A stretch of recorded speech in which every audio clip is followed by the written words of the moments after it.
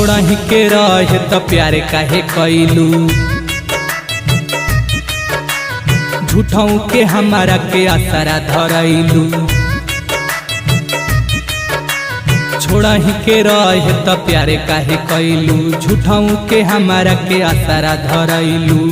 टूट गइल दिलवा जैसे वार कैलू, काहे छोड़ी हमारा के ससुरार गइलू, काहे छोड़ी हमारा के ससुरार गइलू।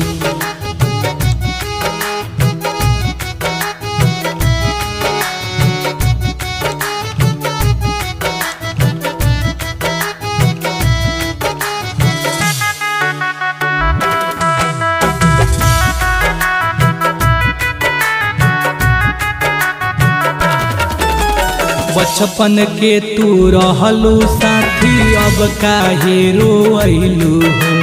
प्यार में हमके दागा तू देके खून के आंसू गिरैलू हो। बचपन के तू रहलू साथी, अब काहे रोइलू हो। प्यार में हमके दागा तू देके खून के आंसू गिरैलू हो। दिलवा पखंजर हमरा मार गइलू, काहे छोड़ी हमारा के ससुरार गइलू, काहे छोड़ी हमारा के ससुरार गइलू।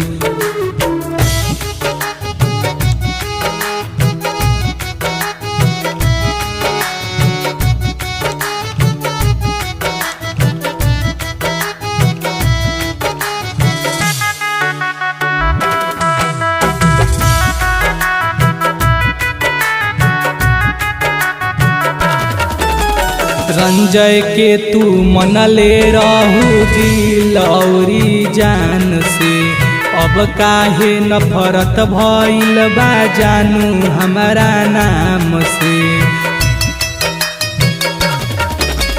रंजय के तू मनले रहू दिल औरी जान से, अब काहे नफरत भइल बा जानू हमारा नाम से।